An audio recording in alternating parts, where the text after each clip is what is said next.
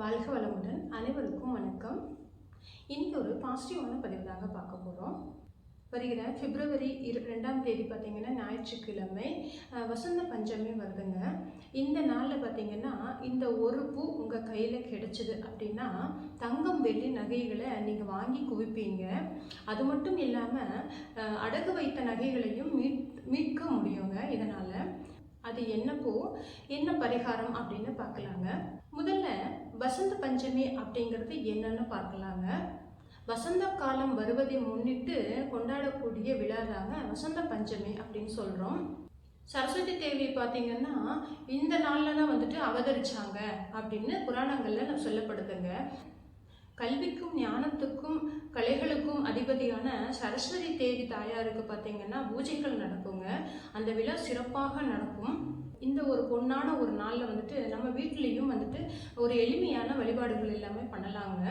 இந்த வசந்த பஞ்சமியை பார்த்தீங்கன்னா ஸ்ரீ பஞ்சமின்னு சொல்லுவாங்க, கியான் பஞ்சமின்னு சொல்லுவாங்க. நம்ம குழந்தைகள் பார்த்தீங்கன்னா படிப்பில் மந்தமாக இருக்காங்க அப்படின்னா அவங்களுக்கு படிப்பு வரமாட்டேங்குது.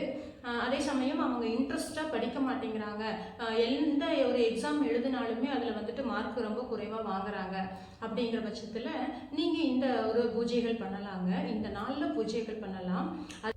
இந்த பூஜைகள் பார்த்திங்கன்னா கல்வித்திறனை அதிகப்படியாக நம்மளுக்கு கொடுக்கக்கூடியதுங்க. சரஸ்வதி தாயாருடைய அவ்வளோ ஒரு சிறப்புமிக்க இந்த நாள். அதாவது சரஸ்வதி தேவிக்கே கல்வியை போதிச்சது பார்த்திங்கன்னா ஹயக்ரீவர். இந்த ஹயக்ரீவரையும் சரஸ்வதி தேவியும் சேர்ந்து நம்ம வணங்கும் பொழுது, இந்த நாளில் வணங்கும் பொழுது நம்மளுக்கு கல்வித்திறன் மேம்படுங்க. இந்த காலத்தில் பார்த்தீங்கன்னா கடுகு செடிகளில் பூக்கள் பூக்கும், மாங்காய் மரங்களில் பார்த்தீங்கன்னா புதுசாக துளிர் விடும். அதனால தான் இந்த காலம் வசந்த காலம் அப்படின்னு சொல்கிறோங்க. நம்ம எப்போ ஆரம்பிக்குது, அதாவது பஞ்சமி திதி எந்த நேரத்தில் ஆரம்பிக்குது அப்படின்னு பார்த்தீங்கன்னா பிப்ரவரி 2ஆம் தேதி மதியம் 12:21 ஆரம்பித்து அடுத்த நாள் காலையில் 3ஆம் தேதி காலையில் பார்த்தீங்கன்னா 10:12 இந்த பஞ்சமி தேதி முடியுதுங்க. அதனால் ஞாயிற்றுக்கிழமை முழுவதுமே நம்ம வழிபாடு பண்ணலாங்க. நேரம் காலம் எல்லாமே பார்க்க வேண்டாம். அந்த நாள் முழுதுமே இந்த பஞ்சமி தேதி இருக்குது. அதனால் எந்த நேரம் என்னாலுமே நம்ம வணங்கலாம்.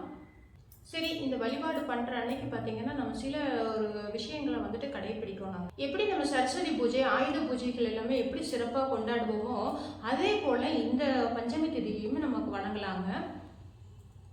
அன்னைக்கு பார்த்தீங்கன்னா மிக முக்கியமாக உங்ககிட்ட மஞ்சள் கலரில் ஆடைகள் இருந்தால் அதை அணிவிச்சுக்கோங்க. உங்களுக்கு மட்டும் கிடையாது, நீங்கள் மட்டும் கிடையாது, நம்மளுடைய குழந்தைகளுக்கும் மஞ்சள் கலரில் துணி இருக்குது அப்படின்னா அந்த ட்ரெஸ்ஸை போட்டு விடுங்க. சரஸ்வதி தாயாருடைய படத்துக்கு பார்த்தீங்கன்னா சந்தனம் குங்குமம் வைத்து மஞ்சள் நிறம் உள்ள மலர்களை சுவாமிக்கு சாத்தலாம்.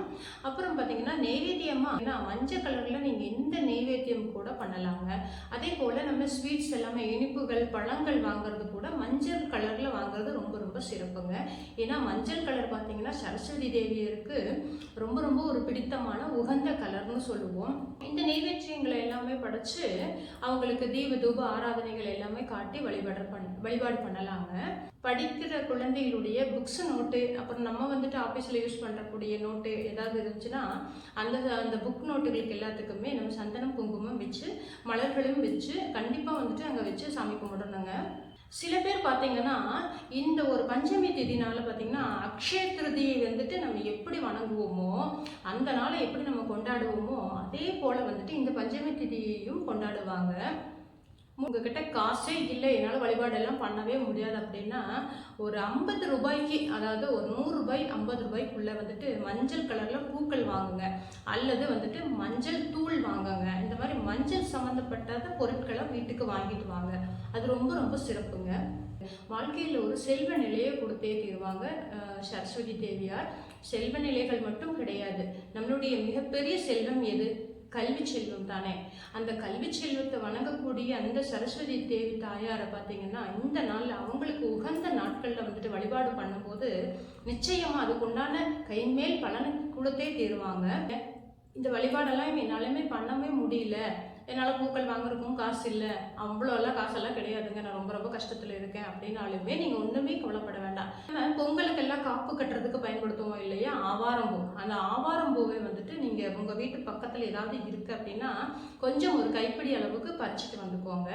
அப்படி எனக்கு அதுவும் கிடைக்கல அப்படின்னா வேறு ஏதாவது மஞ்சள் கலர் மலர்கள் கிடைச்சதுன்னா அதையும் ஒரு கைப்பிடி பறிச்சுட்டு வந்துக்கோங்க. அப்படியும் எனக்கு எந்த மலர்கள் எல்லாம் எதுவுமே கிடைக்கல அப்படின்னா ஒரு 10 ரூபாயோ 20 ரூபாயோ தான் ஆகுங்க. நாட்டு மருந்து கடைகளில் வந்துட்டு கண்டிப்பாக இந்த வந்துட்டு ஆவாரம் பூவுடைய காய்ந்த நிலையில வச்சுருப்பாங்க, பேக்கெட் பண்ணி வச்சுருப்பாங்க. அதுவும் என்னால் பண்ண முடியாதுங்க அப்படின்னு சொன்னீங்கன்னா ஒன்றும் அதுக்கும் கவலைப்பட வேண்டாம். 10 ரூபாய்க்கு மஞ்சள் தூள் வாங்கிட்டு வந்து வைங்க, அதுவே ரொம்ப ரொம்ப சிறப்புங்க. ஒரே ஒரு அகல் விளக்கு மட்டும் போட்டு சரஸ்வதி தேவி தாயாரை நினச்சி மஞ்சள் அந்த நம்ம வாங்கிட்டு வரக்கூடிய அந்த மஞ்சளில் பிள்ளையார் பிடிச்சு பக்கத்தில் கீழே இருக்கக்கூடிய அருகம்புல்லை பறித்து அந்த பிள்ளையாருக்கு வச்சு சந்தனம் குங்குமம் வச்சு நீங்கள் வழிபாடு பண்ணுங்க. இதுவே சிறப்புங்க, இதுவே போதும். இந்த மஞ்சள் நிறத்தில் நம்ம பூக்கள் ஆகட்டும் அல்லது வந்துட்டு ஒரு மங்கள பொருட்களையும் நம்ம வாங்கும்போது தங்கம் எப்படி நம்ம வாங்குறோம்லோ அந்த தங்கத்துக்கு நிகரான ஒரு பலன்களை நம்மளுக்கு கொடுத்தே தீரும். ஆவாரம் பூ கிடைச்சிது அப்படின்னா நீங்கள் அதை வந்துட்டு சுவாமிக்கு சாத்தி நீங்கள் அடுத்த நாள் பார்த்தீங்கன்னா அந்த பூவை எடுத்து ஓடக்கூடிய தண்ணியில் விட்டுடுங்க. அப்படி இல்லை அப்படின்னா நீங்கள் ஏதோ ஒரு பிள்ளையார் கோவில் அரசமரத்தடியில் ஏதோ ஒரு இடத்துல வச்சுட்டு வந்துடுங்க, அதுவே சிறப்புங்க. இந்த ஒரு ஆவாரம் பூ நம்ம கையில் இருந்துச்சு அப்படின்னா இந்த பூஜைக்கு பயன்படுத்தணும் அப்படின்னா நம்ம நகைகள் வந்துட்டு தங்க நகைகள் ஆகட்டும் வெள்ளி நகைகள் ஆகட்டும் எல்லாமே வந்துட்டு வாங்கி குவிக்கிறதுக்கான ஒரு யோகம் கிடைக்குங்க. அப்புறம் நம்மளுடைய அடகு வச்ச நகைகளையும் நம்ம மீட்கிறதுக்கு நமக்கு ஒரு நல்ல ஒரு பணவரவும் தனவரவும் கிடைக்குங்க. பக்கத்தில் சரஸ்வதி தேவி தாயாருடைய கோவில்களுக்கு குழந்தைகளையும் கூட்டிகிட்டு போய் அவங்கள பேரில் வந்துட்டு அர்ச்சனைகள் பண்ணி சுவாமி பேர்லையும் அர்ச்சனை பண்ணிட்டு வாங்க, ரொம்ப ரொம்ப சிறப்புங்க. இந்த பதிவு உங்களுக்கு பிடிச்சிருக்கும் அப்படின்னா மறக்காமல் நம்மளுடைய சேனலை லைக் பண்ணி சப்ஸ்கிரைப் பண்ணி வச்சுக்கோங்க. நல்ல நல்ல தகவல்களை எல்லாமே நான் உங்களுக்கு பகிர்ந்து கொடுக்குறேன். முடிஞ்ச அளவுக்கு எல்லாருமே நிறைய தண்ணி குடிங்க, தண்ணி குடிக்கிறது உடம்புக்கு ரொம்ப ரொம்ப நல்லதுங்க. அடுத்து ஒரு பாசிட்டிவான பதிவில் சந்திக்கலாம். நன்றி, வணக்கம்.